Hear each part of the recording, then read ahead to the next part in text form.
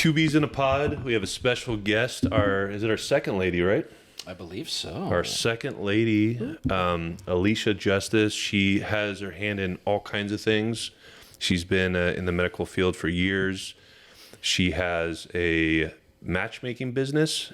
No, different. It's kind of, though, like you're getting guys ready to date, like a dating wellness, kind of getting guys to act right.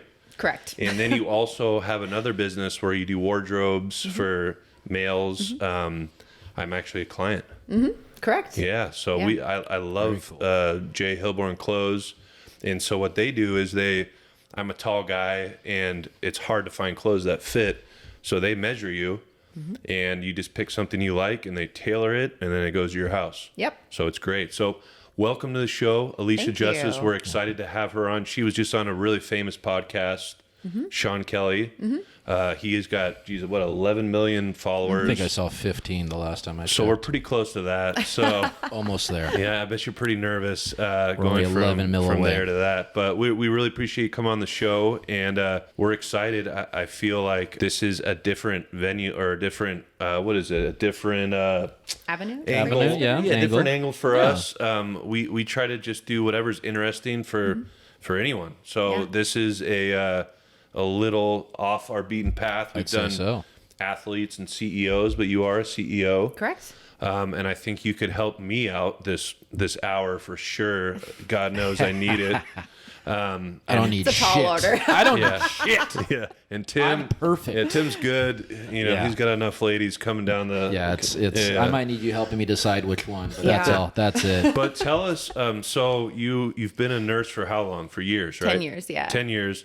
And then what made you make the pivot to I just want to keep on saying matchmaking. I don't know why. I'm a men's dating and relationship coach. Yeah. So you don't actually do the matchmaking though. Not usually, no. Got it. So the guys come to you and be like, "Hey, I got this girl. What do I need to do?" Or how does it work? A lot of men come to me after a relationship is split. And they're like, I don't want to go through this again. Or they might need help processing what happened and saying, okay, I know that I need to attract differently. So I always say that you have to be the person that the person you're looking for is looking for. So a really good starting point, and I do a couple different assessments before I even meet with them, but a really good starting point is to say, okay, what are your value systems? What are your core beliefs? You need to find someone that's going to be compatible with that. And then what are the qualities of a woman that you want? And are you someone that is attractive to that type of woman? And most people don't reverse the roles and assume, okay, why am I not attracting the type of women that I want to be with? And so we kind of reverse it and say, okay, that type of woman, what is the type of man that she wants to be with? And do you possess those qualities? If not, okay, let's tailor it to, so it's a very unique approach, but we go through everything from your attachment style to what are the pitfalls of your past relationships? How do we mitigate those? And so that way you can approach a new relationship from a healthier place. I'm curious. You're talking about the assessments that you take with someone. So, I mean, are we talking like a written test? Are we talking about basically you're just like kind of asking them questions and finding things out? Like, what's that initial assessment look like? I do 3 different pieces of analysis. One is to understand their personality type. I use the Myers-Briggs. It's very user-friendly. I'm familiar. Yeah, and it I broke that test. Yeah, but go ahead. I broke it. I am Myers. They're like, you're every personality we've ever seen. No, I'm just kidding. I forget what I was on that, but no, I found it really interesting. But yeah, so that's what you used basically for the personality assessment part of it. So that's okay, because it's very sort of comprehensive, and it asks a lot of specific questions that get to some roots that it's like, wow, it's amazing how quickly they get to that. Yep. So that's amazing. So that's what you start off with, the personality, and how else? What are you said there were 3 fold assessments? I do right? the love language test as well, just to understand how they give and receive love, and sometimes that's even different. So some people like to give love. So someone might like to give gifts, but they may not care about receiving them. Yeah. So people give and receive love in different ways. So I just like to know that about them. It kind of gives me a little bit of insight into how they approach a relationship or what could be a pitfall in future relationships. And then the third thing I do is an attachment style one, and that's not as well known. There are three main attachment styles. Secure is the most balanced, and I find that a lot of men are actually secure, but then they may have a tendency towards either anxious or avoidant. And understanding that, especially if someone is an avoidant, really it helps me to dig in to where their core issues might be. Because I find it curious, and I was thinking too, I'm like, these guys are coming to you. How do you start the process? Because to me, I think you obviously have to get to know someone before you can give them any advice. You can't just go up to someone and be like, hey, start doing this. Like, well, you don't even know me. Like, I've been doing that for 5 years. Is it kind of like Hitch, where they give you the card and so you're like Mrs. Hitch? I am. Wow. Okay. Yes. That's cool. It is very similar. And actually, to your point, how I made that pivot, I've always kind of been like, I don't want to say a tomboy because I love being feminine. I love being a girl, but I've always had a very cordial relationship with a lot of different men. And I've kind of always been a cool friend. You know what I mean? And so guys have always felt comfortable to come and talk with me. Women do too, but I tend to be a little bit less emotionally driven and more factually driven. So that tends to appeal more, I think, to the male mind. But my company name is Navigating Venus. So that's what I help men do, is navigate the world of women, which is a completely different world than the world of men. How men and women operate and think and process information is completely different. Yeah, I'm sorry. We got. Is that a puppy? Yeah, we're gonna bring Hanson on the show. I literally thought there was something wrong with the sound. I'm like, I keep hearing this weird sound. Maybe it's just me, but no, that's Hanson begging for some attention over here. He hears the talk. He's gonna make an appearance That's today. acceptable. Hanson is here, folks. So, have you ever had somebody that you kind of rejected? Like, is there someone like, hey, I don't want to work with you? Has that happened before? Like, if they're not genuine, they're not... Most men that approach me are pretty genuine, and because they actually want to do the work to do the self-improvement. I say, when you have to be ready to do this, because I'm going to kind of get into some of your deeper issues, and that's may or may not be comfortable. My goal is to always create a safe space. There's no judgment. It's, okay, and what's different between a therapist and a coach? A therapist will go through the whys of why this happened and all this. I want to understand certain aspects, maybe about a past trauma or past challenge that you weren't able to overcome, or the different things that you want, because we're forward thinking. Okay, now I understand that. What steps can we take now so that way we're not doing the same thing again? And that's why a lot of men will reach out to me after a divorce or they're just frustrated with the modern dating market. They're tired of Bumble. They're tired of, whatever dating app they're on, because they're just like, they're empty, Yeah. We've all been there. We've all used one of those dating apps in the past. I don't know what you're talking about. I've never done that. Right, but I'm saying we've all kind of looked over, swiped and, kind of been disappointed in what we find. And so it's very understandable. And sometimes you find what you're looking for, but they're not looking for you. The same thing you're talking about, the back and forth. And I'm glad you differentiated between the coach and the therapist, because I was going to say, it seems like part of your job is a therapist. Like, that's almost like one lane of that. Like you say, you're getting this assessment, you're getting to know someone, you have to be able to diagnose their issues before you can help them move forward. But like you say, it's a lot more than that, because you're also a motivator. You're also helping them with that. You're not just simply saying, no, this isn't working, let's do this to make it better. And I think that's awesome. I've been reading a lot of like your client testimonials, and they're talking about how I think one of the best ones that I heard was that you listen to understand, not listen to respond. And I think that's a big thing that a lot of people do, is that they're just listening, okay, I got to say something to this, but you're actually listening, and it sounds like you're trying to dig deep and actually help these guys find what's going on. So is that, it seems like it's clearly a passion of yours. I love it. Was this something that started like with your male friends? Were you giving them some advice, and you're like, I'm kind of good at this. Maybe I can make some money doing I'm going this. to charge you. There was one day where I had 4 different guy friends, like, either send me text threads that I don't know what to do right now, because it was like 5 paragraphs from a woman, just, and what does she mean? or they were calling me and I don't, trying to help me get processing what happened, or they were just down, whatever it was. And I'm going, I should be doing this. Like this is already a natural thing. Yeah. And part of your call, and I've always believed that part of my calling was to make a positive impact on the world. Like that's the legacy that I want to leave. Yes, you do that as a nurse, but it's a very different venue. This is something where I'm working with people who want to improve their lives.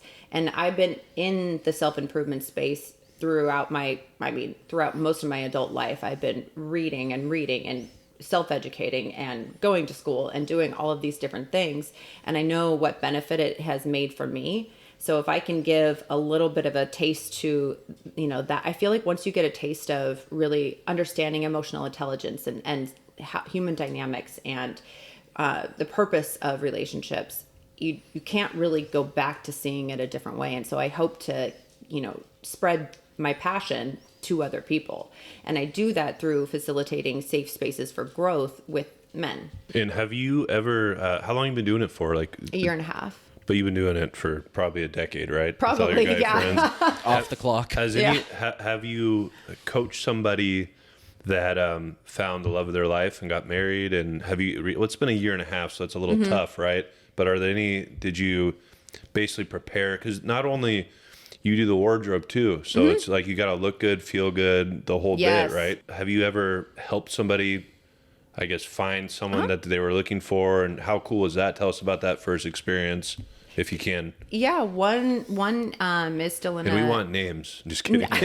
Tell us everything. Where he lives. We want their IG handle, the whole bit. Last for their social.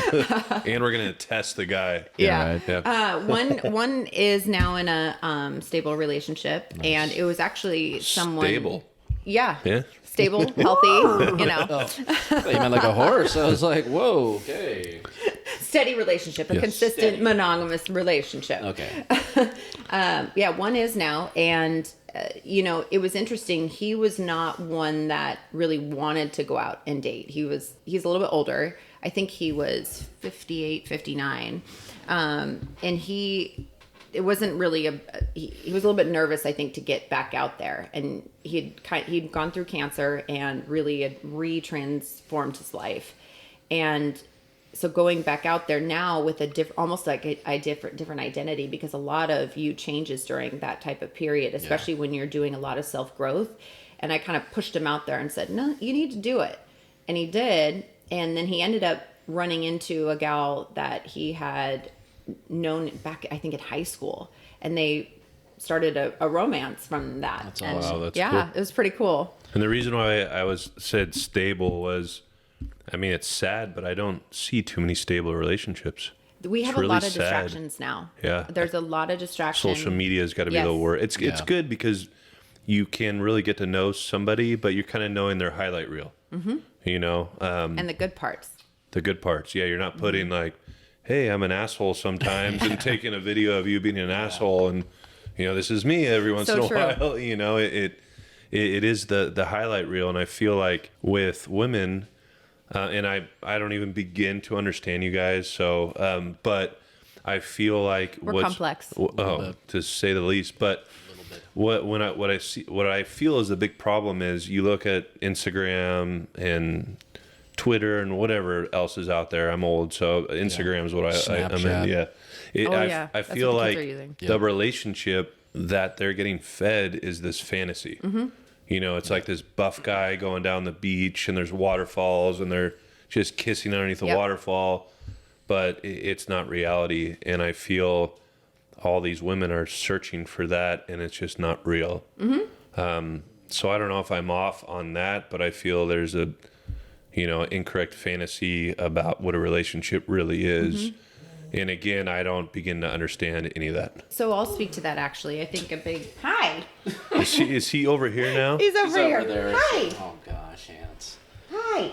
Okay. It's okay, buddy. I don't want to lift you up here because so this is the first time we've let the dogs roam around during a podcast. Probably our last time. It's going to be the last time. Yeah. It's all right. He wants to get involved. He's like, give me a seat. Let's do this. Yep. Yeah. So what I'll speak to that, and I think that this is a large detriment to relationships. Is one, I think a lot of women confuse attention with love. And so they're constantly wanting attention that is... Yeah, we can take a little breather. Yeah, you can keep going, but yeah, we're going to get him out of here. Get the puppy out.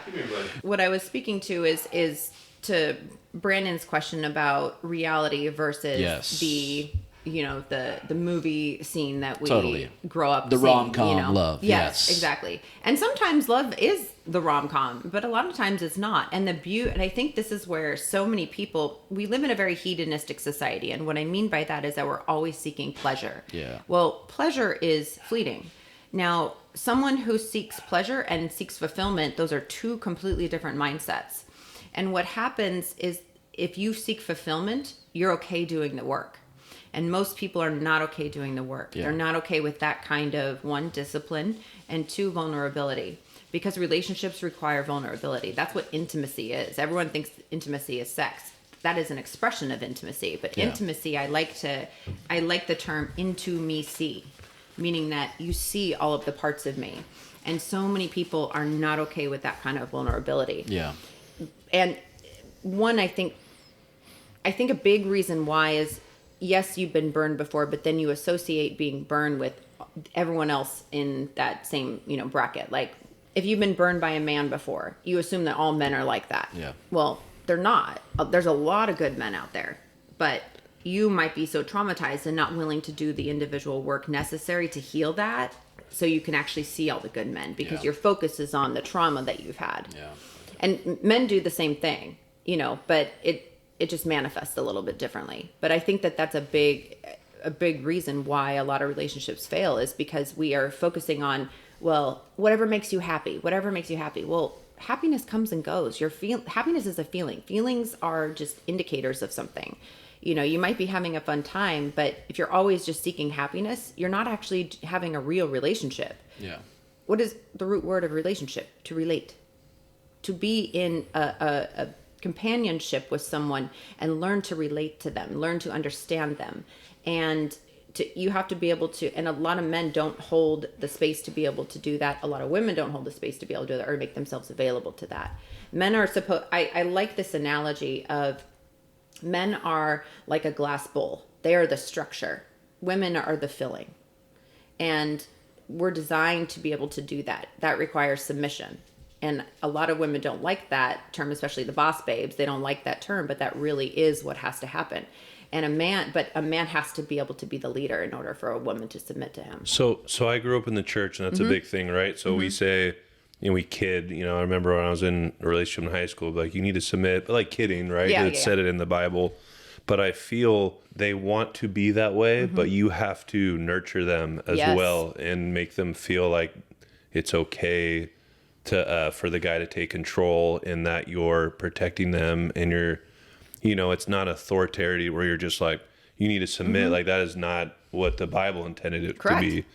Well, if you actually look at the scripture, it says, men love your wife as Christ loved the church and gave himself up for her. Yeah. So it's mutual submission. Yeah. And I think that's the part that maybe gets a little lost. And a lot of people don't like the term submit, but we all do. I mean, whether you're submitting to an idol or you're submitting to your leadership at work, you still do that. It's allowing someone else to lead. And I think that we're in such a boss babe society where women are like, I don't need no man, but you're not going to get one either if you're going to have that attitude. Yeah. But I think that's tough too, because what we're talking about is the self-improvement, right? Improve upon yourself. Well, with that comes confidence in what you're doing. Yeah. And so I do think that that's a fine line for women, especially for women, because that is that thing that, confidence blends into almost cockiness in a way, and it's not a good trait. Confidence seems to be the one thing that everyone is attracted to, no matter what. And you know why? Why? It establishes trust. Especially with men, if a man walks in and he is confident and easygoing and he acts like he owns the joint, not in a way that is cocky, but in a way that is respectful to everyone, very confident in who he is. He has a solid, very much solidarity in who he is and his purpose. That establishes trust in the woman. And that's why people like confidence. It's, I have my shit together. I know what I'm doing. I know what my purpose is here. Yeah. I'm confident in who I am. I don't have all these insecurities that plague me. Insecurities we wear them like a cloak energetically, whether you want to believe it or not. So if you work through your insecurities. You may still have them, but you're not wearing them all the time, and it doesn't plague you. And but that's why people like confidence. It is a universal trait that establishes trust, and so people will believe you more if you. I mean, you could be spouting off a line of BS, but usually people will see through that. But if you are confident, that's why it says go confidently in the direction of your dreams. But I think there's a fine line between cocky and confident. I like when a woman's confident. There's nothing sexier to me than when she knows who she is and she's confident. But then when they're conceited, there's a really fine line where it really turns me off when they say how beautiful they are and this and that. It really turns me off. But someone that carries themselves, it is really a fine line. For guys, the same thing. Confidence implies graciousness to me. Yeah. And that's where I think the biggest line is. Because if you are cocky, you lack gratitude. Yeah. If you are confident, you have gratitude. That's why I always say please. I always say thank you. You know, I and especially like for me, whenever I get a compliment, I appreciate compliments about my appearance, but I don't hang my hat on those. Yeah. The compliments that I get are you helped me to understand something, or I really appreciate what you said that really resonated with me. That's like, okay, I'm on my purpose. Yeah. Confidence, I think, is more instilled with your purpose and your sense of self than it is with something that is superficial. Yeah. Interesting. Yeah, sorry. There's a bunch of movement back here still, so it's a little... Oh, we're really pulling out all the tricks. Yeah, we're trying everything we can here. If you're not watching the YouTube, it's we have two elderly dogs, and they're going absolutely ape shit right now. Yeah. It's all that feminine energy here. That's what happened. We brought Venus into the party, and now all of a sudden Mars is going nuts. Okay, this is spur of the moment. I didn't even plan this, but I don't want you to do it to me. But if you were going to work on Tim, what would you do? Because I feel Tim would be a great boyfriend. No homo. That's the gayest thing I've ever said. But I feel like he's very honest. Mm-hmm. He's funny, got no kids, not in debt. Are you in debt? You're not in debt. No. So how would you approach Tim? Because Tim he's set in his ways, right? Pretty stubborn. Are you? A little bit. Oh, yeah. A little bit. So how would That's a challenging trait. I know. So why? Kind of just how I am. My parents are both very stubborn. I tend to be the same way. So you took on the identity of your parents and told yourself that you had the same identity? No, but it is one of those things that I notice my stubbornness is very similar to my father's in particular. And how's that working out for you? Not great all the time, but it's like I say, it's not necessarily something I choose to be. Like I'm resistant to just jumping into something. You know what I mean? I'm not. So we talk about a lack of trust. That's one of my big things. I don't trust people in general. I'm very skeptical of most people. You talk about people, people see through bullshit. It takes a long time to see through a lot of bullshit. There's a lot of really good bullshitters out there. So that's one of those things that I tend to disagree. I think if you're very good at bullshitting, you could do it for a very long time and get away with it. So, well, I think with him too, which we've talked about, is he's never really had experienced heartbreak. True. Which I've been through something similar or recent, and Tim's the only one in the house, right? So Tim's got to listen to all my shit, right? And I'm like, man, I'm so glad you don't get to experience this, because this sucks. This is brutal. This is so devastating. And well, it fires up the same receptors in the brain as when you break a leg. Like you actually feel physically pain. I'd rather just have a broken leg. Would be great. Put a cast on it and call it a day. But I feel like I know Tim's experienced a different kind of heartache with women, but I've experienced a lot of heartache that he hasn't experienced. And I always tell him, I'm like, man, you're so lucky that you don't get to experience that. And when he finds the right one, there's not going to be all that, because that's baggage. It really is, a little bit, heartache. I tend to look at it a little bit differently, because I think everything in life offers both blessings and lessons.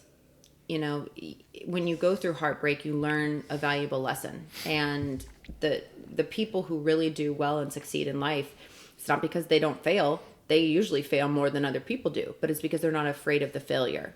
And they say, okay, I failed from this. What lesson do I need to take? This is CEO 101. where you are going to fail. At some point you will. And you're going to, say the wrong thing, do the wrong thing, make the wrong deal. But what did you learn from it? And then you know what not to do again. So I personally think that heartbreak can yield a lot of valuable lessons. And I think that people are so afraid of it that they miss the growth that happens from that. And there's nothing you can do about it. There's not anyone's going to say to you, it's going to be a certain thing. It's time. Time is the only thing that's going to heal it. And you're supposed to feel it. And there's a reason why you gotta be in that season. Yes. And it sucks, but there's nothing anyone has ever said to me make me feel better other than, hey, this sucks. You're gonna have to heal, and time will heal that. Time doesn't heal time, and work does. Time just elongates the time between the stimulus and the response. Like when you allow time, there's more events that have occurred in your life, and so some of those feelings are nullified, but they're still in you. You still have those feelings, and so you have to actually do the work to heal. Like, okay, what can I do differently in the future to attract a healthier mate? What can I do in the future so that way I have a healthier dynamic with my partner? Okay, back to Tim. Okay. Right back to me. Right back to Tim. But yeah, I am stubborn, and it's funny. I was kind of contemplating on that too, and it is one of those things that made me good in school though too, and play football and go through that. Even though people said like you're not going to make the team, I made the fucking team. Like I'm gonna do that. So in some cases it has helped me, but for the most part, yeah. I mean, it's just more a matter of I'm just not. I don't like putting myself out there too much to where someone can hurt me type thing. You know what I mean? And that's why I say it is a lack of trust. If I get to know someone, I'm open as hell. Yeah. It's one of those things. Yeah. And that's what I'm saying. Like I've known you for years. Yeah. But that's what I'm saying. And like with you actually right away, I felt very open. It was very easy. Like with a lot of people, I get that right away. Some people, it takes time, especially when I'm new at work. I'm not going to just unload with all my craziness yet. You know what I mean? I'm going to let you kind of just start to figure out what's going on. Like one of my favorites was someone goes, is he over there rapping? Like, and I would just be, like doing my napkins, and I would just be singing to myself, and I would just be like rapping a little Wu-Tang because I figure, can I get it done before the song's done kind of thing? And like someone's like, what the hell? This guy's crazy. And I'm like, I know. But like also I'm just like, what do you like to listen to? Oh, and then we start talking about music, and then that's a way to go in. But yeah, so anyway, you're diagnosing me, I suppose. But yeah, that is one thing. I am stubborn at times. But is there what were we gonna move to next? One question I would ask you is, are you living on your purpose, and are you living to the full extent that you believe your purpose is? Definitely not. So if not, then I would seek the why. Yeah. Why are you not? And that would probably be more the direction that I would go, because you do have a lot of great qualities as a human being and as a man. I've known you for years, and you've been very consistent as far as always being polite and gracious and kind to people, and you're very respectful. Yeah. So all of those qualities. He's single, ladies. Just so you know, if you're listening, Tim, the Brat on Instagram. You can hit him up, slide into his DMs. Of the two B's. Today. Slide into those DMs. I will not respond for a month. It'll be awesome. But okay, keep going. All right. But yeah, no, and but no, that is one of those things too that I have felt that I'm not ready, for a relationship, and that's okay. Like, because certain times I'm just not there, and like right now is definitely one of those times. And one thing I'll speak on to stubbornness is generally a fear. It's not strength. And I say that because I know we're going a little bit deep and personal here, but I don't mind. But she just called you weak. Yeah, no. No, she said it's fear. No, it's fear. Sorry. That isn't fear is a weakness. Not always. There can be healthy fear. If you're afraid of something and you face that fear, that's good. Like I say, it's letting it fester. Everybody has fear. Yeah. Everybody has fear. It's how you deal with that fear or face it or process it. And you can either allow it to cripple you or you can allow it to be your fuel. Yeah. It's how you address the fear. But generally, like, bamboo is very strong, right? But it's also very flexible. And that's why it's utilized as a whip. It's utilized as a lot of different things because it's so versatile. Yeah.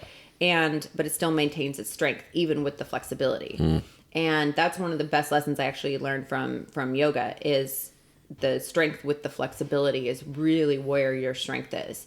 And stubbornness is, I believe that my way is the right way, and not being open-minded to new ways of thinking really halts your growth. And if you are a growth-minded person, you always are wanting to challenge your own thoughts. Yeah. You're always wanting to challenge your own belief systems. That's where I think sometimes people who grew up very, very religious or in very conservative type households, they were never allowed to think for themselves or to question anything. Yep. I think questioning is beautiful. You should always understand the why behind what you're doing. Yeah.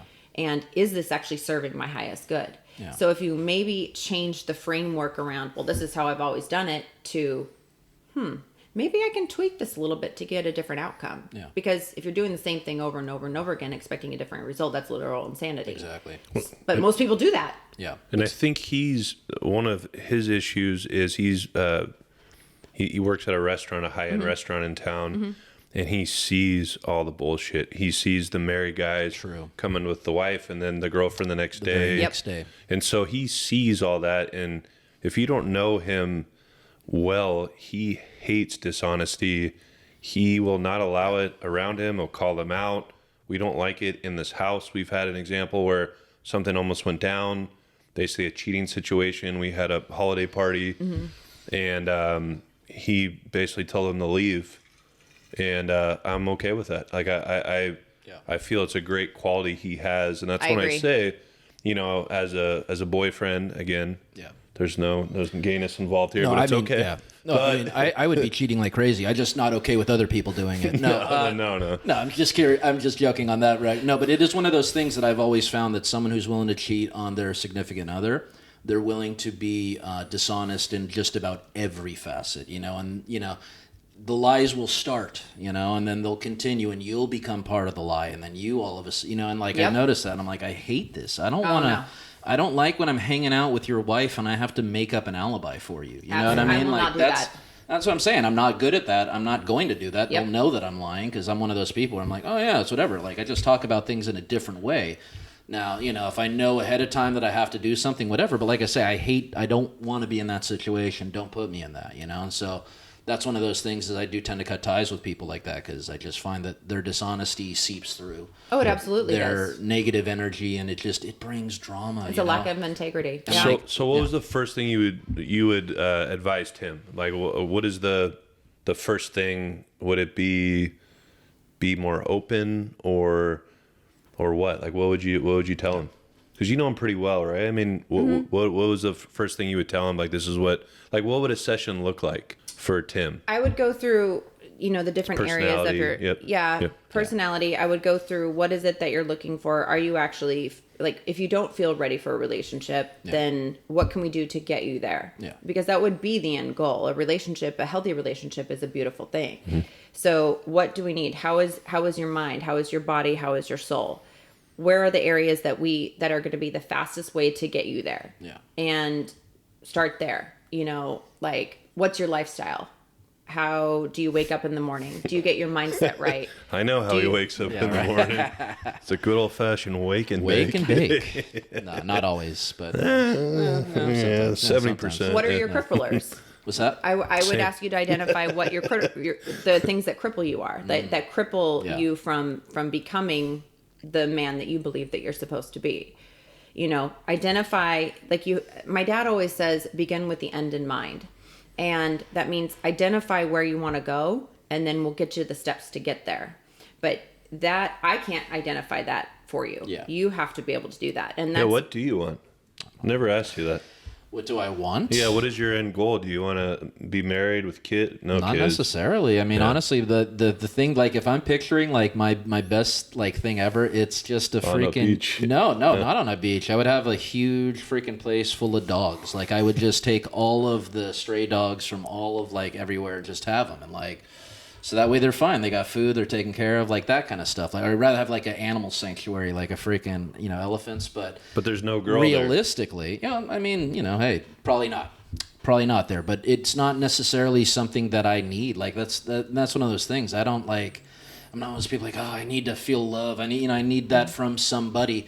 But I will say this: it's one of those things that as we're getting older, you realize that you do need people for other things, right? Like this guy over here, the other. Gosh, are you going to talk about the pain cream? I mean, yeah, like I say, he's over here going. Well, let me tell you the story. Yeah. So I'm fresh, 3 days after the breakup, and It's tough, right? Like it was a tough situation. It's brutal. It is. And I have a really bad back, and it's a mess, right? I need pain cream. I'm getting shots.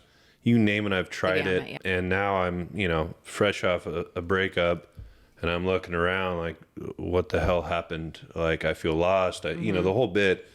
And my back's hurting me, and I look at Tim, and he's got these little smushkin hands too. It's like the worst case scenario. Yep. And I'm like, Tim, man, can you put the pain cream on my back? And he did not want to. I did not want him to put it on me, but I needed to, Yeah. It is what it is. But it was a Yep. tough moment for me, like That's I'm a there. solid friend right there. Yeah. Do what I can. But I found this thing, though, that you can apply it, but Yeah. Yeah, because I was going to say, I'm not a little bitch. I don't need someone to do that for me. But what I worry about is what happens if I fall, if I hurt myself badly and I am by myself and there's no one around that you're interacting with. well, that little thing, you can wear the life alert. Yeah, Life right. alert. But Yeah, yeah, there I you mean, go. and that's about it. But that's what I'm saying is that there are those cases where it's good to have someone that you can fall back on, you can rely on, like, hey, I need you to do this for me. Can you go pick this up for me? That's nice. And That's the beauty of a team. and that's what I'm saying. Teamwork is. But I have a solution. Because Tim and I have lived together for 8 years. Yeah. And I travel a bunch. So he watches the dogs, watches the house. It's great. And he doesn't like me here. So it's best. He doesn't like anyone here. So it's great. It's a mutual beneficial relationship. He just I just walk around drank naked all the whole day. time. No, I'm serious, swimming naked all But the I time. was It's the best. thinking to what you were thinking. We have those extra rooms up there. We should get like a maybe like a maid or like a butler, but nothing like that's had like a Like a live-in? Like Rob and Big. Remember Rob Dyrdek and Big? They had like that right. maid that lived in, and she had a really rough life, and they made it get her sick car and like big birthday bash. I feel like we should do that. I feel that's the Been next wanting step to do for this us. for a That's- while. That's an option. Yeah. But now we have someone, right? Pain cream. We can do laundry. Yeah. We can watch the house. I mean, I think we're onto something. Yeah. But a butler sounds like Good kind of luck with that. pretentious. Yeah. You know what I mean? But Yeah. you don't think that's a good idea? Sure. It's like Whatever works for you. What is that called that watches over the kids? They're called the Nanny. au pair. Nanny. Oh, An au au pair, pair. yeah. But it's like au pair for But for men. your dogs. No, Or for your men. dogs. For yeah. men. There For you go. us and You could be dogs. that. Yeah. So I think we're gonna try that. It's not That's the next necessarily step. the All right. worst idea. And then we can do but I don't want to do like the bell. It's like so pretentious.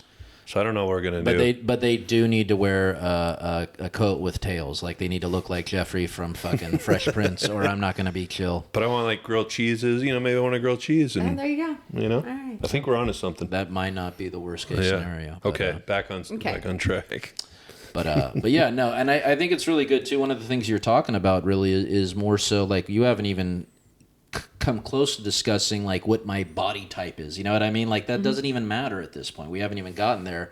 And I remember reading one of the quotes that I believe said that there's no such thing as love at first sight. That's one that I remember you saying, and I like that because I think it is There's true. chemistry at first sight. There's chemistry at first sight. Traction. Yeah, and that's the thing is that's like what gets you in the door, I find. But if there's nothing else there, I mean, it's not worth it. Oh, there was another quote. It was something about seduction is psychology, I believe it was, or it's a game. Seduction is a game. It's all based on psychology, so anyone can play the game. And so I'm curious, what does that mean? First of all, how is seduction psychology? How do you seduce someone psychologically? Seduce Tim right now psychologically. No pressure. Intrigue. Seduce him right now. I think a lot of Just did it. seduction is Yeah, I was just intrigue. gonna say done. Seduced. No. It's being able to ask questions that cause someone to think at a deeper level and then pulling back and allowing that space. It's like a dance, right? So when you see two people dancing, it's not all one way. And that's what a lot of people miss is that they'll be so gung-ho on one person and they'll just be like and not actually allow some breathing room, to allow some space, to allow them to maybe miss you a little bit. And it is really a dance. And learning that dance, being able to pick up on social cues, being able to pick up on body language and body mannerisms and facial expression, understanding those things will yield dividends in the dating market. I think men and women will be so focused. People in general were very myopically perspective, like we have a very myopic perspective, very subjective. And instead of actually pulling yourself out a little bit, looking at it from all angles, you know, and maybe putting yourself in another person's shoes, they'll either come on too strong or not at all. And not being able to read that, like if a woman doesn't text you back for 2 days, oh, I completely forgot. Well, okay, then get it. She's not interested. Like, let it go move on to the next, you know? But I think being able to misdiagnose those social cues is a little bit of a challenge navigating, I think. But the art of seduction really is like the dance, you know, it's being able to add some intrigue and being able to pull back and have enough mystery about you. Not everyone needs to know your entire life story, you know, right off the bat. That's just foolish. You know, you don't need to be wearing a billboard with all of your, you know, your crap. It's that happy medium where I feel like with women and just in business and everything, honesty is the absolute best characteristic that, you know, if you're honest with them, they have nothing really to say, right? If you're in a relationship or you're talking to somebody and you're like, I'm very straightforward. I'm very like, hey, you are that way, yeah. Mm-hmm. I'm recently single. I can't even think about another woman, you know, and He's almost ready, ladies. When the time this drops, he'll be ready. But I don't have, you know, and I will say that, you know, and I will. That even becomes a challenge to some women. So they'll. Yeah, but I'm not trying to play a game. I know. I'm just literally like. I know you're not. It's not going to happen. They you know? May like if they're unhealed and want to do the whole fixing of a man type thing, they may even look at that. Ooh, that's a challenge. Or pain cream. Yeah. I can use that to my advantage. I'm not looking for anything, but are you interested in an au pair job? Oh my I got gosh. this back thing. I mean, you know. That would be amazing. We just honey trap someone, like you take them out on a date and you're like, oh, if you want to spend the night, we have this room upstairs. I just need your hand. Let me see your hands. Are they soft? Are they supple? This is your interview process. We'll have to have like a series of tests along the way that if you pass, okay, you're the one. But yeah. And then so if once you're coaching someone, correct, like a man, when do you go into the wardrobe? Is it just a joint thing or? Because that's big. Like it is big if how you dress, it is. Yes, thank you. And he always gives me crap because they'll wear like these, you know, these big old shorts from like '94 and like a collared shirt. I'm like, dude, you can't go out. He's like, dude, I'm just going to Burger King. It doesn't matter. But I'm not driving. I'm comfy. Yeah, but what if a girl's out there? You know, you know. If you can't handle me being comfortable then that's not going to work out. Like you say, it's not going to be the worst thing. But yeah, no. Dress for the woman you want, not the woman that you have or lack thereof. So, you know, dress for the job you want, not the job you have, right? So that's a question. Like we work from home, right? We like to be comfortable. I'm sure. Lululemon guy, and I have some Hillborn stuff. But do you have like a comfortable wardrobe where? Me? Yes. Yeah. For like Jay Hillborn, do they have like a? Oh, we do. We do have some stuff. It's definitely more geared toward like business casual. We do Our casual is a whole lot different. We're talking like I know sweatpants and all that. We do have some stuff though. Yes. Yeah. We're not talking business casual. We're just talking casual AF. We do, and our fabrics are actually really amazing. Yeah.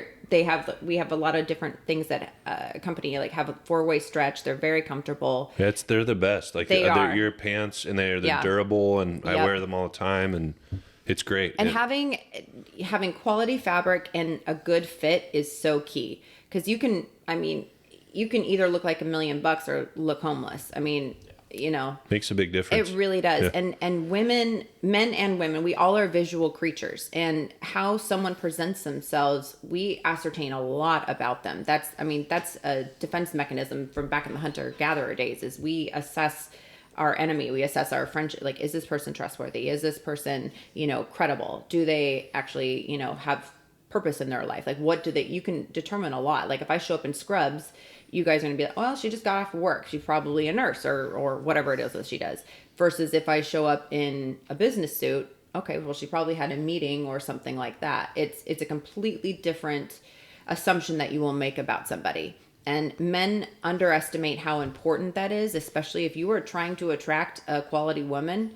she's not going to want to date a slob. That's fine if you want to look like crap around the house. Who cares? Yeah. No one sees you. It doesn't matter. It's fine. But if you are actually going out, I mean, I'm shocked at what some men will wear on a first date. I'm going, your pants are saying down half off your butt, and they look like they were from 1997.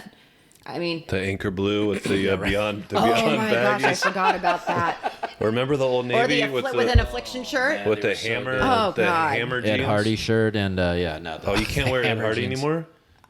Oh darn it! I wear that all the time. Yeah. I'm kidding. There's To no sleep. way. I mean, No, that's a I decade still have ago. stuff from college that I wear around the house. Just but don't wear them inside out. You'll have sequins all over you and stuff.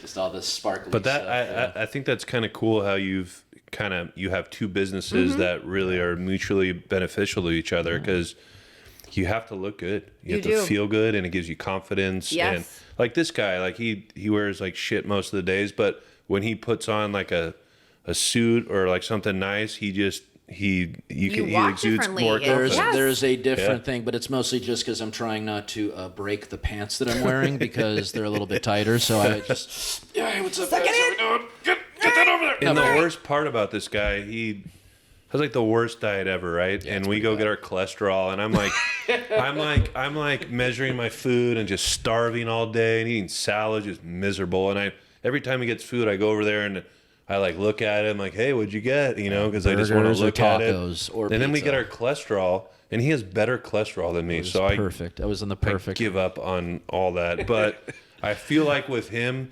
he's got the characteristics, the core ones that women really, really like. Mm-hmm. He's just got to, he just, So here's Yeah. a question: this is what I kind of liken it to. How you take care of your body is oftentimes how you take care of your woman. So if you're not taking care of your body, then how can a woman trust you to take care of her? Yeah, no, that makes a lot of sense. But yeah, that's one of those things too. Like if I was looking for a woman, I would definitely be taking better care of my body. But why don't you honor yourself enough to take care of your body first? I mean, that's just one of those things. I get lazy. Also, I'm one of those people. I'm clumsy, so I usually get hurt doing that stuff. No, I'm dead serious. And it's stupid. And You're like, a bartender. there's- I literally see you slinging things all the time. but I'm standing still while I'm doing it. I don't have to my step God. over. Alicia, he's the king of excuses. It's true. But also, yeah, I'm clumsy. I don't know if you ever see me behind the bar, but sometimes we'll trip over the.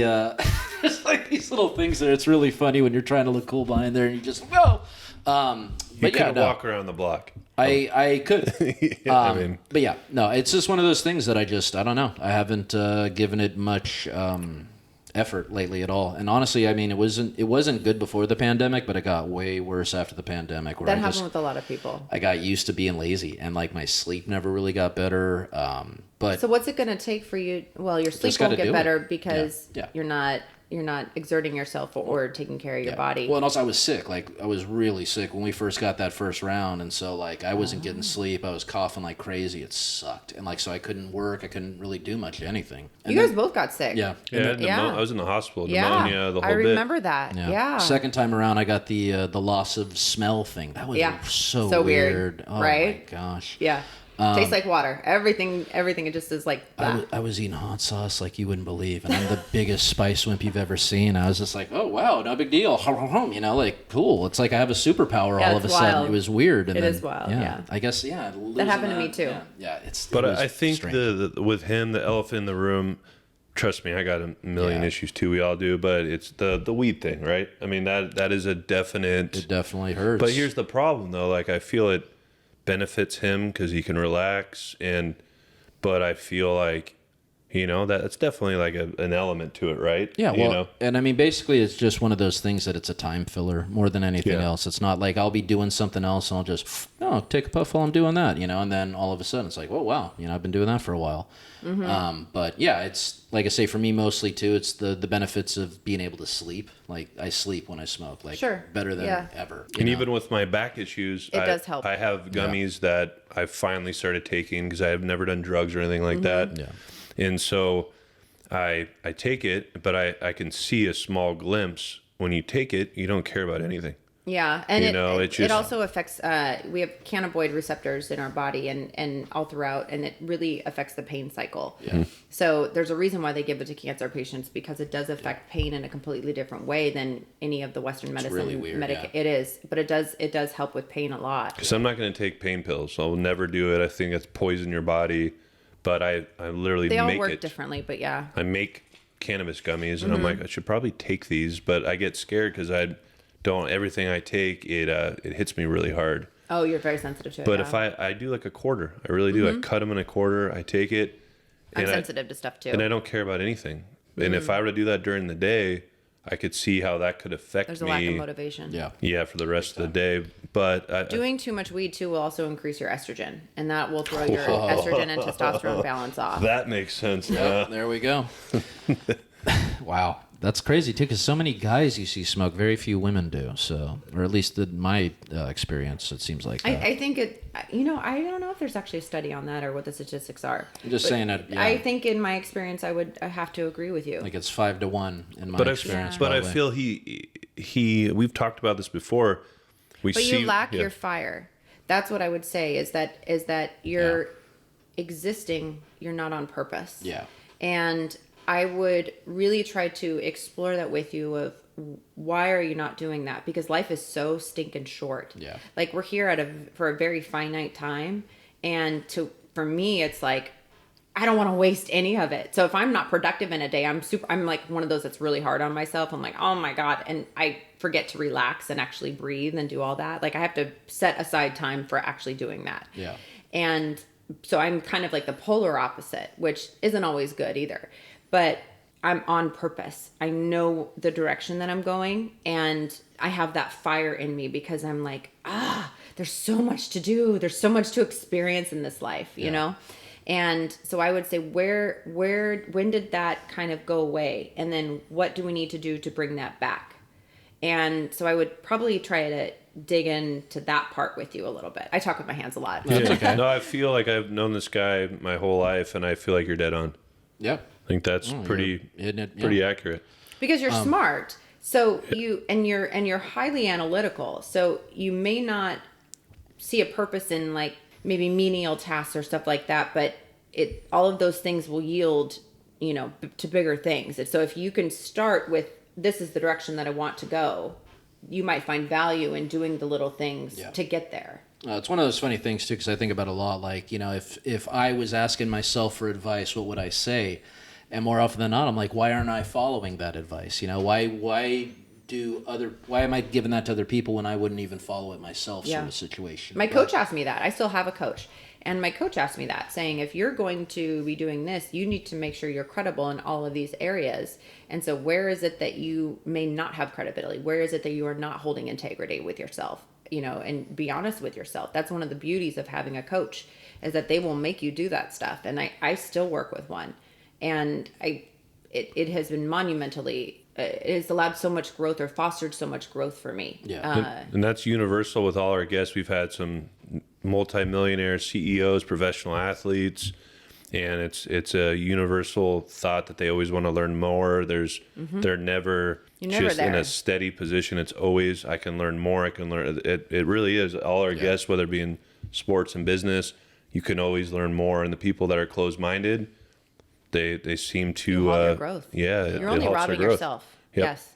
You're only robbing yourself. And I feel like we talk about relationships all the time, and the hard part is we see them like in our friends and family, and it doesn't look that fun. I hate to say it though. Like I there's not one relationship I look at and be like, oh, that'd be super cool to be in that. Because why is that? A happy and fulfilling relationship takes work. It doesn't just land on your lap, and that's what everybody thinks. Is you see the end of the movie where they get married. You don't actually see the real work begins there. And you have to constantly date each other. You have to constantly check in with your partner. Hey, how do you feel? Like, what's your assessment of me this week? Do you feel like I could be a better partner to you?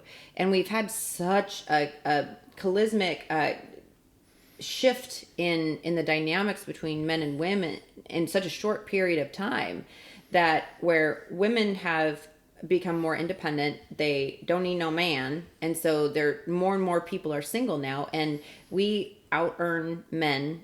Not, I don't think as a whole, but as far as like age brackets, women are starting to out earn men financially, and in a lot go of girl. Yeah. in a lot of circumstances. I'm cool with that. Yeah, no problem with that. And but Creates because a- of yeah. that, there's a completely different dynamic because women no longer need men for financial support, so they're unwilling to settle. But then their sexual market value goes down as we age, and so you're kind of in a catch-22 where more and more people are single, and men are becoming much more passive. They're not actually in their masculine. Yeah, someone's got to be a man. I always tell everyone Yes. in a relationship, someone's got to be a man. If the Yes. man's not going to step up and be the man, The woman will have to is. put on the pants and be the man. And I don't know how I would do with that if That builds resentment from the woman. Yeah, And then she'll emasculinate him, and then it becomes this vicious cycle. yeah. But I don't know how I'd be with. I've never been with a girl that made more than me, and I think I You're don't in know. a different bracket probably. But I though. think it'd be.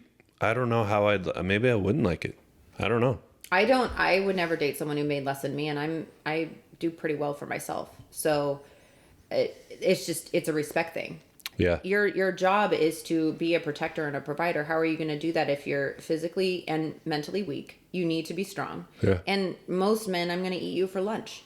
And that's just the honesty about it. Not because I am such an intelligent person, but I purpose myself to be constantly growth oriented. So that's why I tend to be attracted to entrepreneurs. People always ask like, "Oh, do you date doctors?" I'm like, "No."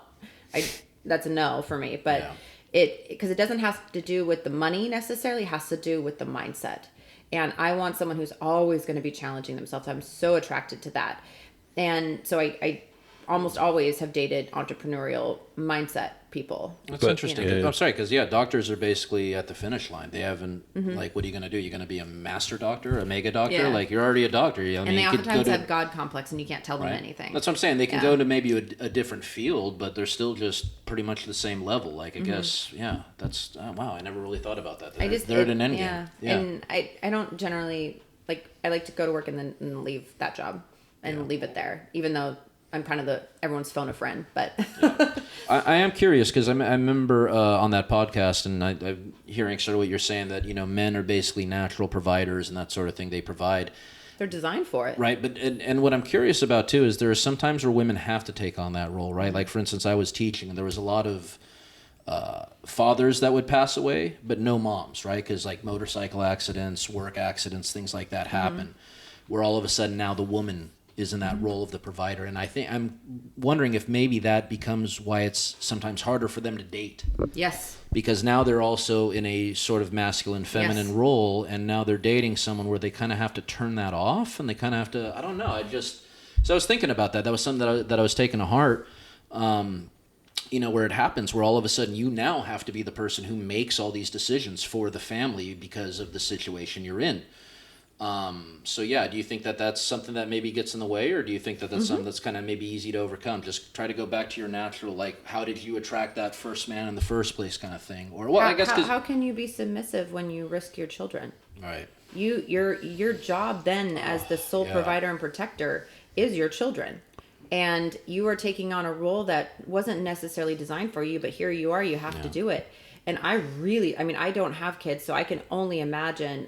Shout out to single moms who really do it well, because that is tough. But it makes sense of why they have to be in their masculine. They have to protect themselves. Yeah. And so it does make it more difficult for them to be, a softer feminine woman, because they have to be the fighter too. Yeah. And then, not to get personal, but going to get personal. Sure. Do you want kids? Is that something? Not birthed by me.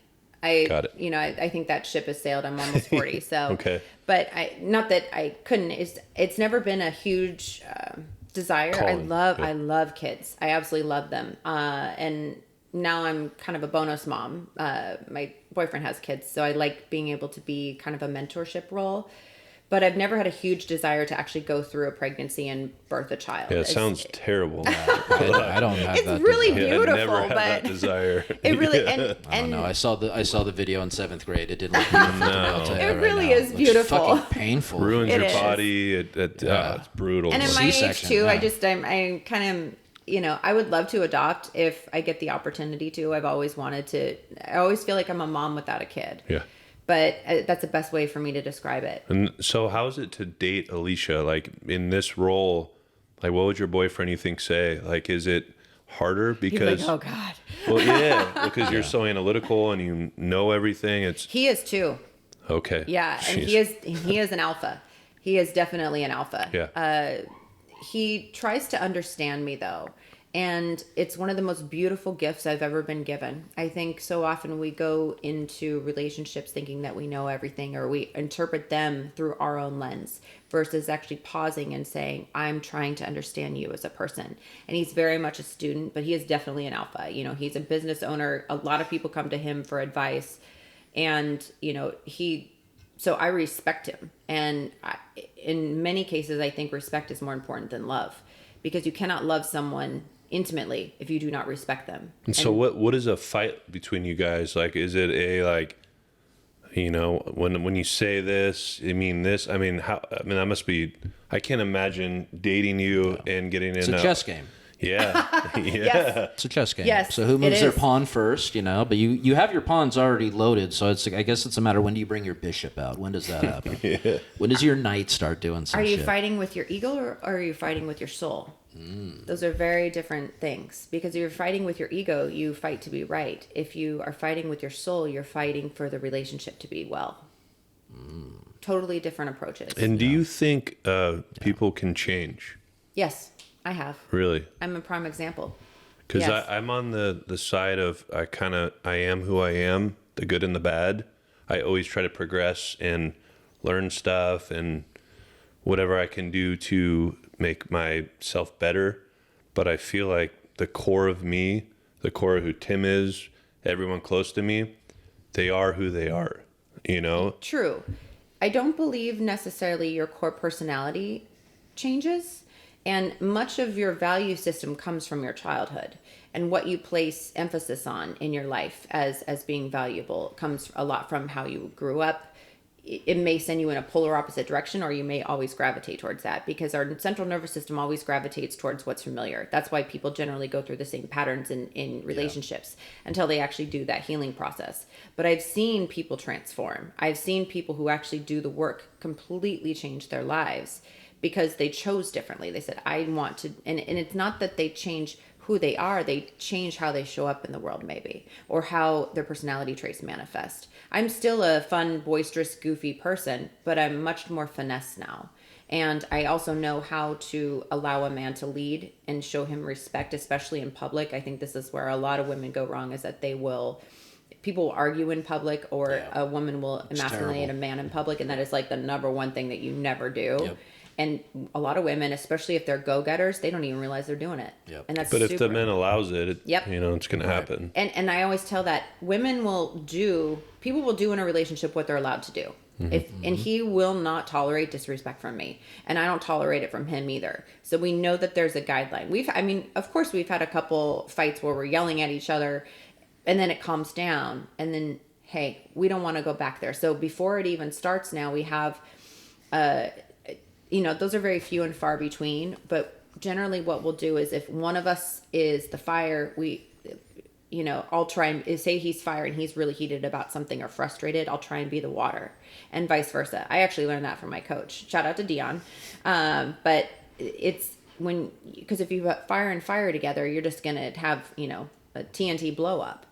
But if you can be the water, you should always be honest, but you may not need to say it in that moment. Say it when they're actually going to be able to. Correct, yeah. Jordan Peterson always said, if you're talking and someone's not listening to you, stop talking. Yeah. It's very simple. And when someone if they are in a fight or flight mode, and their sympathetic nervous system is going haywire, they're not going to hear you and perceive you in the way that you want them to. So pause, allow the energy to calm down, and then have a conversation. Yeah, I'm highly guilty. That is, like, you're like talking to me, because I want to fix it right away. Yeah, because get comfortable with the No, I uncomfortable feelings. I want to fix it. Yeah. And when the person isn't ready to receive it, I don't know.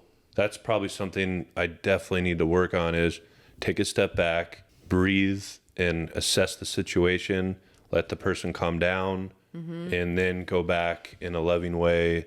I'm really guilty of that. I just want to fix it. I'd be interested to know your attachment style, because that could be I don't know. your attachment style overriding your common sense. Because you're a very logical and rational person. Yeah. That's No, how he isn't. No, that's not. That is not at all true. He's very business oriented. Yes. But yeah. Yeah. No, I think I'm men in kidding. general are. I'm probably gonna sound like a male chauvinist for sure, but I feel like we're way more logical than women. Yeah, your brains are wired that way. Yeah. We're designed to be much more. We're designed to be the soft. That's what the feminine is. Is that the feminine is very mobile, and they're the lightness. They're the beauty. They're inspiration, right? Where the man is supposed to be like here, there. I want to get there. Yeah, what's the problem? Let's fix it in 5 minutes. Yep. And it doesn't work that way. Yep, If it the doesn't. other person is not in that right space and they're having an emotional time or reaction to the fight, it won't. And that's he's witnessed it. He's lived with me for 8 years. I just push and push and push. And it's not that I'm trying to push. I just want to solve it. Yeah. But it's just causing more problems, more when I just need to, just shut up. The solution is sometimes Yeah, in the not work, talk. though. Yeah. It's in that pause, and so often we're not comfortable with those feelings of discomfort. And really, when you learn to be more introspective and saying, okay, this is triggering me, this is really an uncomfortable feeling for me. Why? Asking yourself that. And that really is some of the beauty of the work, and you can do that on your own, but really where the rubber meets the road is inside of a relationship. So if something wells up and you're like, I'm really uncomfortable with this, why? Is it because of a past trauma that happened? Is it a fear of something? Is it something that I've just learned to do that I need to maybe revisit and unlearn or learn a different mechanism? Being uncomfortable, because feelings, when you learn to understand and you can pull yourself out and you understand that feelings are teachers. They're teaching you about your relationship to that person or that situation. So if you're having an uncomfortable feeling, why? What is it? Is it this actual situation, or is it something that I've learned from the past? Does it feel similar? And so being able to analyze that and pausing and saying, okay, I'm having this feeling about it. Maybe they're not approaching it in that way, like seeking to understand versus, having the resolution be there. And oftentimes women they just need to babble and just talk and just have you be a listening ear. And do you need a solution? No. But they just want to be heard. I'm triggered with the word solution. Yeah. It makes me want to solve everything. Yeah, because I just want to salute. Like, that's my thing. I want to fix it. Like in But business. life's a journey. It's not a problem to be solved. But I'm so business minded. Yeah, It's I know. Here's the problem. Oh, here's the solution. It's an easy fix, and it's sometimes there is no solution, and that drives me through the wall. But maybe the solution is they just need to talk. They just need to vent. There is no solution. That's honestly and why that's I don't tough. work with women a lot, is because they don't. I was going to bring that up. You chose the easy route here. We know what you did. Oh, why'd you choose to coach men? Because we're fucking easy. You say, do this, and we fucking do it. You tell a woman to do that? Oh, well, I don't know. I didn't really want to do that. I talked to someone else who told me, and I don't know, but that's that's kind of what it boils down to. Women are social creatures, and we want people to kind of collaborate with us. I have never been I don't want to be told I'm right if I'm wrong. Yeah. I may not necessarily want to hear that I'm wrong, but I might want to be guided in a different direction, saying, have you looked at it from this perspective? Maybe they saw it this way. Challenging me to do that. Whereas a lot of women, oh, that guy's a jerk, just move on to the next one. Well, I don't do that. Yeah. I'm like, okay, well, and that's really how I got into really the transformation with me is I went through a really bad breakup, and I said, okay, I'm doing something that is attracting this particular type of man. I am the problem here. I'm the commonality between all of my past relationships. So what am I doing that is not serving my greatest good? What are the habits that I'm doing? What are different things that I need to do to tweak so I can have a healthy dynamic with a partner? I think that's huge. I think everyone, when you get out of a relationship, you're pointing the finger. Absolutely. And I've been guilty of that. We all have. Yeah. But real growth is, what could I have done different? Because all these relationships that I'm in, they've ended. It's been, my last relationship before this one was 7-8 years. Yeah. So I tried to work on myself. I tried to be in a good place, but I'm still now, I'm single. Mm-hmm. So there is a X factor in all these relationships that haven't worked out, and it's me. You know, I have to take accountability. And Once it's you tough. take accountability, though, that's when you can affect change, because you can't affect change on any aspect of your life until you take responsibility for it. But the frustrating thing is, like, I feel like I did that work, you know, and then it still ended, you know, so it's tough. And I don't, you know, I'm always going to look at myself. I need to, you know, it's the only way to grow. I can point fingers and said, this happened, but I can't change that person. Correct. I can change myself. And I know there is work that I can do in myself. You know, it's not a percentage of them 60-40 or whatever. But that's tough. It's a tough pill to swallow, to know that, hey, you're in the same boat, you know, after, you know, 7-8 long-term relationships. Maybe you should look at yourself a little bit, you know, and it's a tough pill to swallow, but it's the truth. It's the only thing you can change. Yeah, it is. And our society, it irks me every time I see it happening, but so often we are so victim minded, where everyone's fighting to be the greatest victim. And I'm like, when did our society go into that? Like, it's So literally big right now. Yes. We're celebrating all these people and poor you, blah, blah, blah. Well, okay, everyone has been victimized by someone else. And you know, to really celebrate that, I'm just going, hello. Like, why don't we celebrate achievement? Why don't we celebrate growth? Why don't we celebrate all? And so many people are like, well, poor me, blah, blah, blah, because you get more traction that way.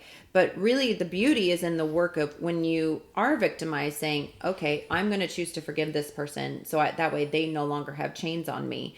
And I'm going to do the work to improve and take those lessons from that relationship with that person and move on, because that's really where, like, those monumental growth patterns occur. Because when a relationship ends, we're both victims. Yeah. I mean, we're You're both both experiencing broken, pain. hurt, the Yes. whole bit. But you're right. I feel like that mentality is huge. It is huge. And it's celebrated. It's, Yes. you know, you get attention, you Yep. get, you know, and it's, And because we want attention and not fulfillment, and so often so many people confuse attention with love, we're really focusing on the wrong things. Yeah. No, and I think kind of what you're getting at, you know, it seems is that, you know, we've had people that were victims for a long time, and, you know, really what it came down to is let's understand where they're coming from thing. Sure. And that's fine. And then it kind of went a little overboard there with, Yes. you know, no, I'm like always a victim in everything. I deserve to play women's sports because I want to be a woman. Whoa, what happened here? We changed what was going on here, like. And so that's one of those things that I totally see what you're saying. And I remember, you know, what he was talking about led to this other quote, the victim mentality thing, about how if you are a victim, you can't fix anything. Correct. Because it's everything else. That's the reason. But that's really huge because, like you say, you cannot fix yourself if you don't first say, I'm the issue. Yes. And I think that's huge. And I think that's probably the biggest problem you have with these guys is they don't realize they're the issue, right? That they think that it's... The dating scene is brutal. Well, yeah, it is. It is a very different dynamic from what we're used to. But yes. it's awful. It works for other people, right? Other people still are able to navigate it. So you can do that too. And so I think that's an important thing. I'm also curious too, because I mean, I'm thinking you're more of a Jacqueline of all trades over here, right? I love that term. You okay? So registered nurse. You're doing the clothing line. You're doing you're working for clothing. You're doing the coaching. I also noticed you're a Reiki healer. That's something that you got into is Reiki, right? Yeah. Can you fix my back? I could try. I was going to say that's something you might want to look into. I don't know what it is, but I'm in. It's different, and it's one of those things that's unique. And so, yeah, how did you really get into that? How was that anything that sort of popped up? I mean, was it something that you went to get help for, and something was like, hey, you might want to try this thing out, and you saw the results in it, or was it just something that, I don't know, were you looking it up, like Reiki, what the hell is this? Like, how did you first, like, get into that? How was that something that first intrigued you? I read The Secret, the book The Secret, about, I don't know, maybe 10 years ago. And then that was my first introduction to the law of attraction and what that actually looks like. And I'm a firm believer that we attract what we are, not what we want. Because you can say, I want, a pie in the sky, but if you're not actually an energetic match to that to be able to receive that, then you're not going to get your pie in the sky. But so understanding that we're all energy, and everything carries an energetic frequency. You know what? You want to know what the strongest energetic pull is authenticity. And that's when your words and your belief system align. And I found that really interesting. Fear is one of the lowest vibrational frequencies. And so understanding that everything is vibration, Reiki is energy work. And it works to clear out our central nervous system harnesses everything. And there's a book that is called The Body Keeps the Score. And it literally talks about, it's scientifically proven how trauma is stored in the body. So when you understand that, like within our nervous system, we have connector pieces that are called telomeres. The telomeres actually shorten when you experience prolonged trauma.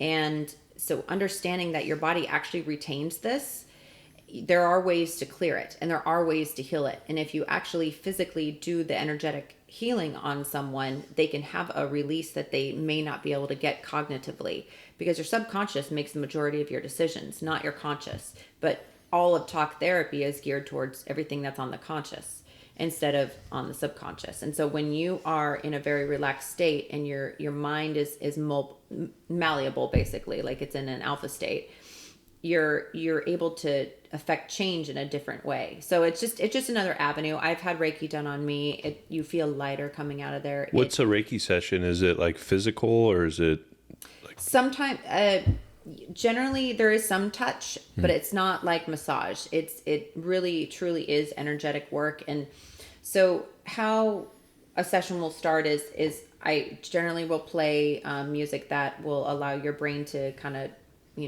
slow down, pause, and then we basically run our hands over the body to determine where there's blockages. And as you become more sensitive to energy... Kim is sold right now. It's interesting. Yeah. It is very interesting. You can actually feel it. I remember when I was going through my training, I where I felt the blockages on someone, like for instance, it was in their thoracic cavity, and I was like, I wonder if that's actually correct. So then the Reiki master would say the blockages were, and I was like, oh my gosh, I'm actually right. That's I could feel that. It's wild. So when you become very sensitive to people's energy, that is really kind of one of my greatest strengths, I think, as a coach, is I can read and I can usually zero in on where their core issues are, and then how to tweak their mindset maybe around it, or tweak their thought process around it. So is it like physical healing, or is it more of a mental? Both. Like both. Yeah. What's your experience with like physical ailments? Some people have had, I don't typically do it that way. Mine is generally more mental stuff, but I think that how we think about things, it generally manifests in our bodies. Like there's a lot of correlation between, like, for instance, colon cancer and unforgiveness and resentment. A lot of people that have that, there's the more and more research that's being done, our mind literally changes our body. So how we think about things, how it's not just physical. That's interesting. I do. Yeah. No. So I was you got everything.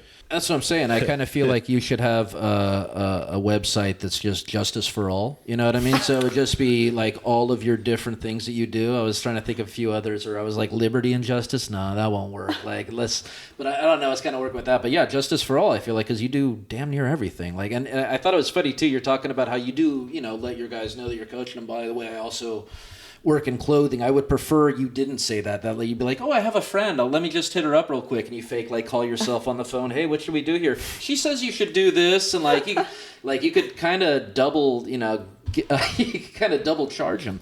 But I added on the clothing piece because I was like, most of these guys need a little pick me up. Yeah. And you really don't need to, completely revamp our wardrobe, but you do need a couple key pieces that you pants can, pants is the big one. That's shoes, pants, well-fitting pants. Yeah. That actually flatter your body and that aren't high waters or super baggy. You want to have that. It helps a lot. Yeah. And having, at least one sport coat and a nice shirt that you can wear, and if you buy just a couple key pieces, you can interchange them and have 6 different outfits from 4 pieces. So I have a question. Mm-hmm. When you were single because were you single at all during this time? Yeah. You're an attractive woman, right? We can agree. I agree. And thank you. How has that provided kind of a dynamic when it comes to a client? Has anyone kind of crossed the line with that, or? I'm pretty good at setting boundaries, I usually can tell within when they first reach out to me. I generally always make it about business. I say, if someone tries to slip in my DMs, I say, were you interested in coaching or my custom menswear? Yeah. And if they say, no, I'm interested in you, I say, well, I am available only for this. And, I set the standard pretty clearly in the beginning. And if you set the boundary and they still encroach upon that, I'm like, one, they're not going to be coachable. Yep. Because they're already showing a complete lack of respect for a boundary that I set. That was very clear cut. I wasn't, ambiguous at all. But I generally will dress down and very conservative as well. I typically don't go into sessions with like full-fledged makeup. I'll even sometimes wear a baseball hat and just so So hot. You wear it forward or backward? What do you do with that? Forward usually. Oh, it's so hot. Didn't matter what you said. But that's hard though. Like a guy because you're typically talking about you guys deal with people have a relationship, they're broken. Mm-hmm. This girl is, has interest in them, but not in that way. But I could see a really fine line to where it could get dicey, and you're dealing with guys with money and they kind of have that flex that I can do whatever I want. I have money, which I absolutely hate, but it's a big thing. I have not had that. I'm pretty good at setting the boundary and keeping it very clear in the beginning part of it. And I think if you set that standard and you're non-ambiguous about it, so often women will give wishy-washy responses and expect a guy to take a hint. Well, that's not how men are wired. No, so I'm terrible at that. I do not pick those hints. Just tell us. Most men don't. Yeah, just tell us. Yes. Gosh. But women don't want to do that. I can tell when it's happening across the room, like when, hey, she's trying to tell you something, but like when it's happening right in front of me, I'm just like, huh? I don't understand what you're saying. Like you need a translator for women. Yeah. That's what I do Maybe a lot of. Maybe you can do the au pair and translator. Or what was that movie with like where Mel Gibson could hear what women were thinking? Oh, What women think. Yeah. Yes. Like that. I don't know though. So why it must be too much. Have you ever been approached by a woman? Because I feel that we have equal rights here. You got the men, like why not the women, but I generally am pretty clear on you have to be willing to do the work and you have to be willing to take responsibility. And a lot of it's a scary thing if you're not used to doing it. Yeah.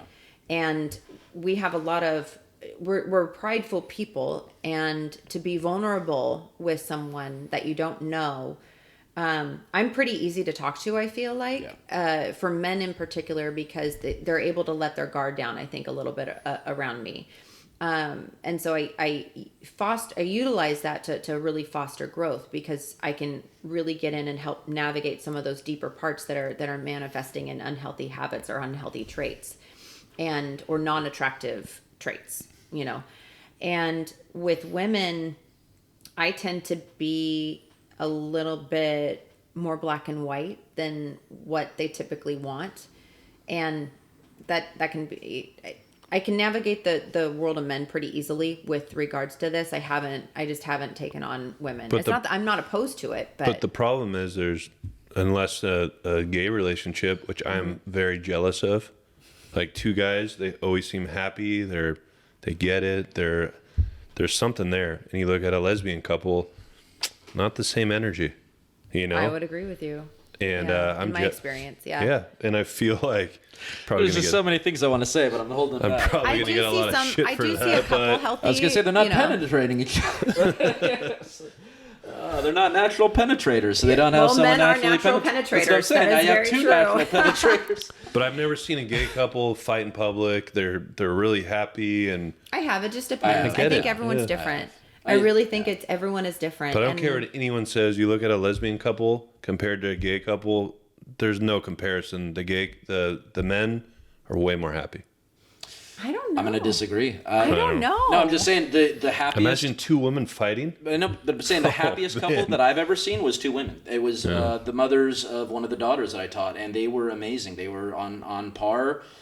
I don't know what their home life was like. Sure, you never know. They could have been arguing. The outside. But I have friends that are lesbians, and they're both wonderful people. Yeah. So not that you can't have a good relationship as a lesbian, but I think overall, I think it'd be a lot easier to be in a you know? In general, I do tend to agree that like they're probably a little bit happier sometimes because you have that shared experience with someone. You know what it's like. Like Two logical oh man, people. I got hit in the balls. I know what that's like. Like I'll remember the first. I think I must have been like 5 years old when I got hit in the balls, and my mom's like, "What's that like?" I'm like, "You don't know?" And I was like, I'm like, girls don't have balls. Like you don't like what? Like this is crazy to me. I thought everyone had Boys what I have was a working penis. with. No, Girls have a vagina. I didn't see Kindergarten Cop until later. That was like fourth grade. But no, but that's what I was saying. It was just one of those things where it was like, oh my God, like, oh yeah, I guess we're different. You know, we experience different things, we see different things. But that's the magnetic pull though that you have, because so that's where I say nice guys are androgynous, right? They're too similar to women, and so that doesn't foster a magnetic pull between the feminine and the masculine because they're not in their masculine,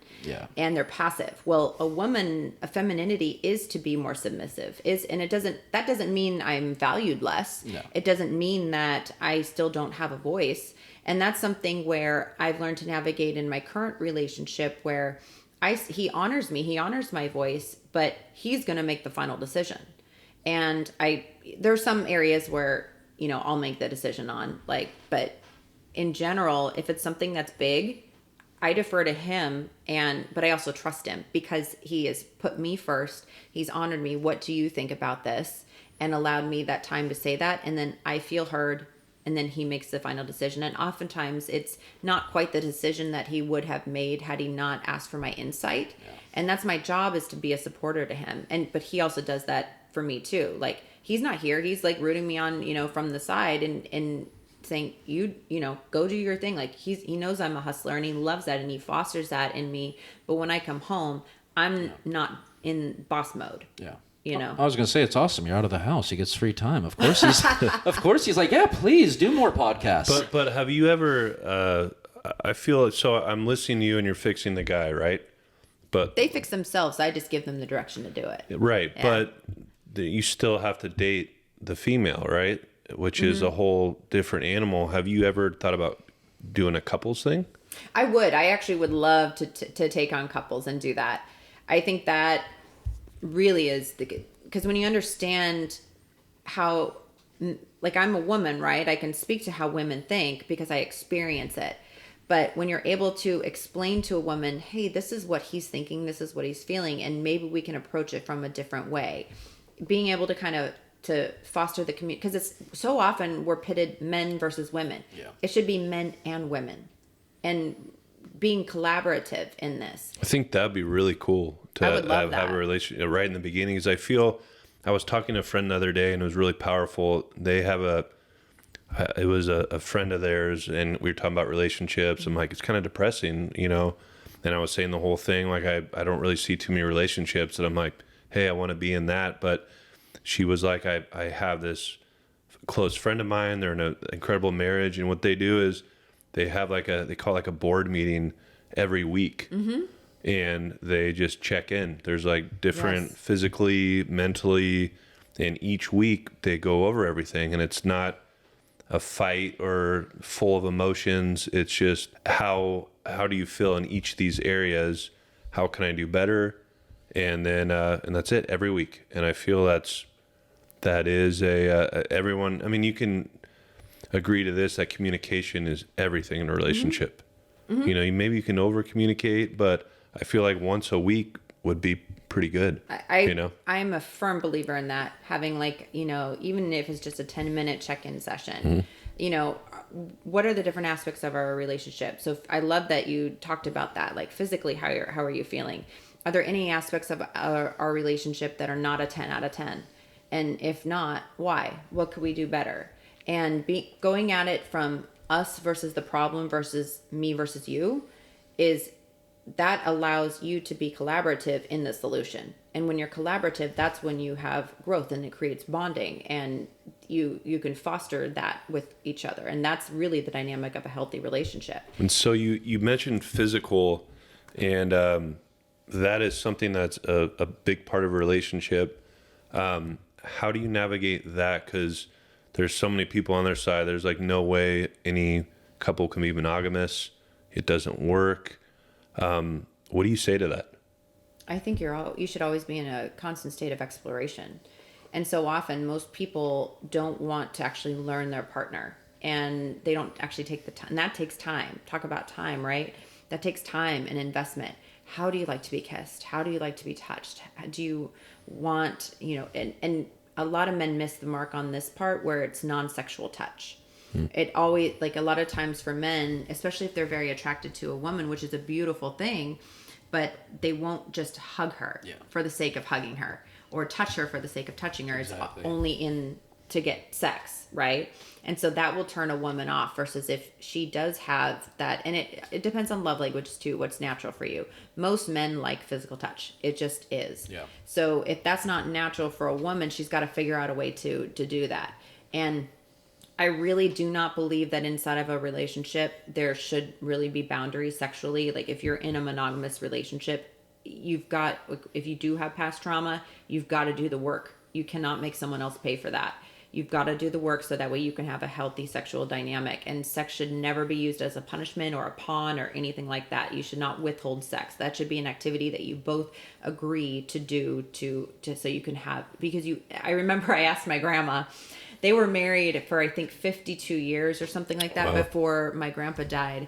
And I asked her, I said, what do you think the secret to your and Papa's relationship was? And she goes, well, we always had a great sex life. And I was like, go Grams, wow, Yeah. But it's true. She goes, no matter what, we could be fighting or arguing, and it was not easy in the beginning. We had 3 young boys, and it was cold winters, and you're going to argue. But if you can always come back and have that, it really is substantial for the longevity of a relationship. And I think we have so many distractions now, like porn is so readily available, and that creates what's called fat entropy. And that's a whole other tangent. But, we have all these distractions that stop intimacy, that stop true intimacy from occurring.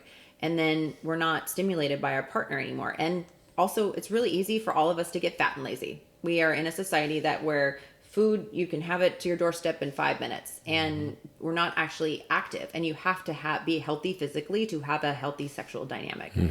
It just is a must. So for me, because sexual health is super important inside of a relationship, I purpose myself to stay. There's a whole myriad of reasons why we should be physically healthy. You can't be mentally healthy if you not have a physically healthy body. Chemically, it just, we're not wired that way. So, but I want to always feel, comfortable in my own skin and be that way and have strength to be able to have good sexual connection with my partner. And I think that really is undervalued in this world.